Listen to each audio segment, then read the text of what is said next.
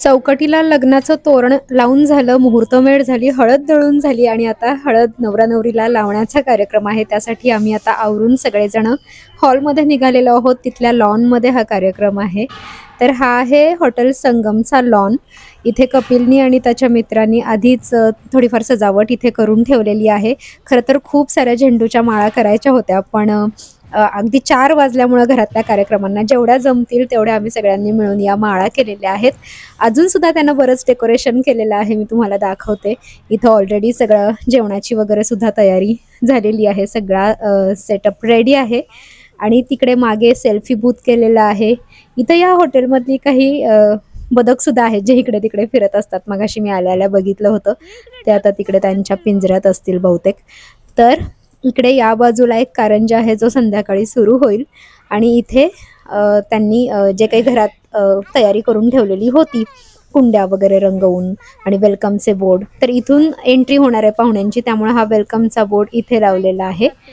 आणि या बाजूला थोडीफार मुलांसाठी खेळणी आहेत आणि बाकीच्या कुंड्या सगळ्या इकडून लावून घेतलेल्या आहेत। बिलवाला खूप मज्जा येते की त्याला बदक वगैरे असलं सगळं बघायला मिळालं। हे एक सेल्फी बूथ केलेलं आहे, पण एक मोठा प्रॉब्लेम होणार आहे, बिल्व दुपारी झोपला नाही आणि हळदीच्या नेमक्या कार्यक्रमाला तो झोपणार आहे हे मला माहिती आहे। तरी सुद्धा मला जितक्या कॅप्चर करता येतील मोमेंट्स तेवढ्या मी कॅप्चर करण्याचा प्रयत्न करेन। आता हळूहळू सगळे पाहुणे येतीलच। आमच्याकडे चौक मांडतात हळदीसाठी आणि मध्ये पाटावर नवरा नवरींना बसवतात आणि हळद लावतात अशी पद्धत आहे। पण प्रतीक्षा ही नगर जिल्ह्यातली असल्यामुळं आणि मुंबईमध्ये राहिल्यामुळे लहानपणापासून त्यांच्या ज्या काही पद्धती आहेत त्या सगळ्या बघायच्या आणि आमच्या पद्धती त्यांच्या पद्धती अशी मिळून ही इथं हळद होणार आहे। मी आपली नवऱ्याची थोडीफार तयारी करते, कॉम्पॅक्ट वगैरे, कारण हा सगळा सेट त्यांनी आणि त्याच्या मित्रांनी लावला आणि आता त्यानं जस्ट आवरायला घेतलेला आहे। आणि त्याला अजिबात थकायला होत नाही, कारण हे त्याच्या आवडीचं काम आहे, त्यामुळे तो एन्जॉय करतोय खऱ्या अर्थानं स्वतःचं लग्न।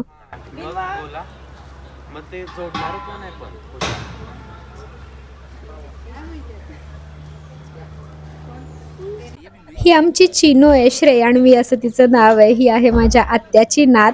ती इतकी गोड आहे आणि इतकी उत्साही आहे, बडबडी आहे। आता माझी आणि तिची काही विशेष ओळख नाहीये, तिनं मला फक्त चॅनलवर बघितलेलं आहे आणि तेव्हापासून तिला असं वाटतं मी तिची मैत्रीणच आहे। नवरीकडचे पाहुणे सुद्धा आता एक एक येत आहेत, नवरीची आजी, तिची आई, आता त्या सगळ्यांना मी पहिल्यांदाच भेटतीये। आवडलं नाही प्रतीक्षाचं? आईने कोणाला भेटायचं नाही। हो का? ओके। असं ही आजी आहे।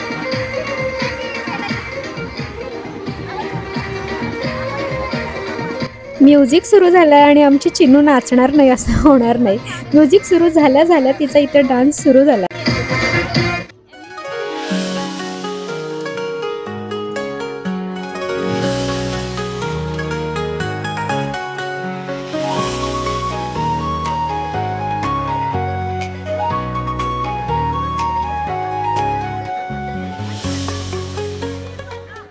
नवरा नवरी सुद्धा आलेले आहेत। आता थोडासा उजेड आहे, तोपर्यंत फोटोग्राफर्सची गडबड सुरू आहे, कारण जसे सनलाईटमध्ये फोटो येतात तसे ते कुठल्याच आर्टिफिशियल लाईटमध्ये येत नाहीत। तसा बघायला गेलं तर संध्याकाळ झाली आहे, थोडासा उशीर झालाच आहे।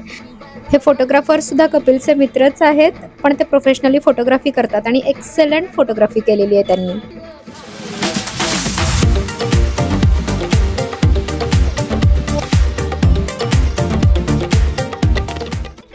तुम्हाला वाईजवळचं ओझरडे माहिती असेल तर तिथं माझी आत्या राहते आणि तिच्या घरी तिचा स्वतःचा डंक होता। ती आम्हाला वर्षभराची हळद द्यायची स्वतः डंकावर दळून, पण अलीकडं तिथे काम करत नाही, डंक विकून टाकला। पण तिनं तरी सुद्धा हळकुंड आणून दुसरीकडून ती दळून वगैरे आणून अशी ही ऑर्गॅनिक हळद तयार केलेली आहे खास कपिलच्या हळदीसाठी।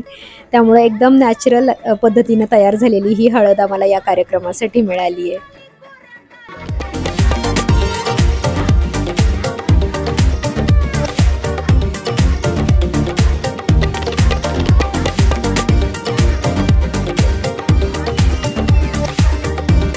आणि हो, तुम्ही बरोबर ओळखलं होतं, माझा शॉपिंगचा व्लॉग बघितल्यानंतर तुम्ही सांगितलं होतं बऱ्याच जणांनी की हळदीसाठी तू हीच साडी घेतलेली असणार।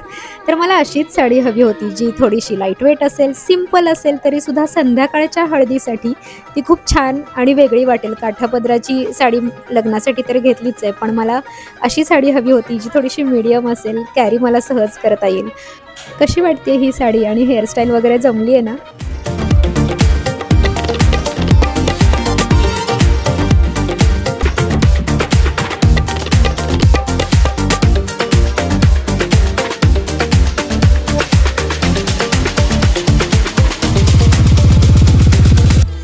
कपिल आणि प्रतीक्षाचं लव्ह मॅरेज आहे.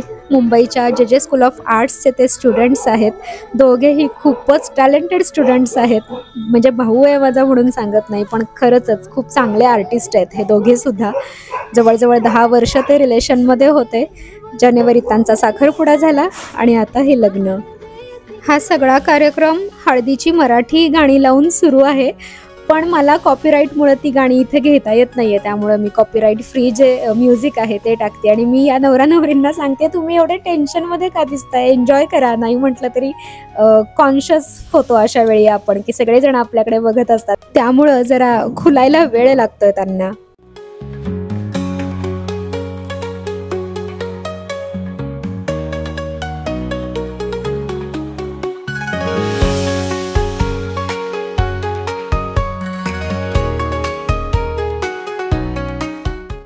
खरं तर नवरा नवरींना म्हणजे तिकडं नवरीकडच्यांनी आणि आमच्याकडच्यांनी सुद्धा औक्षण वगैरे केलं, पण मला फिल्मिंग करता आलं नाही, कारण कंटिन्यू बिल्वला मांडीवर घेतलं होतं मी. बिल्व झोपला होता नेमक्या वेळी. नवरीकडची अशी पद्धत आहे की नवरा नवरीला हळद लावण्यापूर्वी हळद नाचवायची असते, त्यामुळे आता हळद नाचवणार आहे आम्ही इथं.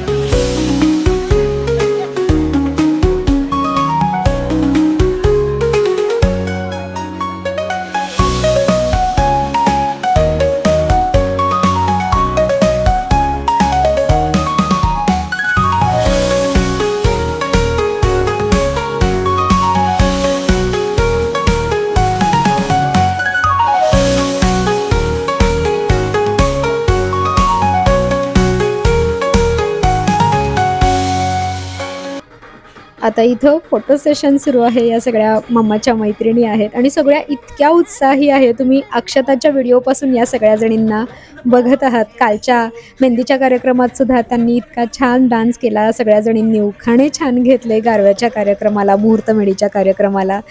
आता जेवण सुरू झालेलं आहे. जेवणसुद्धा खूप छान आहे. गाजराचा हलवा आहे, स्वीट डिश, पनीर आहे, मिक्स व्हेज आहे, फुलके, रोटी, चपाती आहे, दाल फ्राय आहे, जिरा राईस आणि बाकी पापड सलाड वगैरे. सगळ्यांना जेवण खूप आवडलं, कारण जेवण खरंच खूप छान आहे.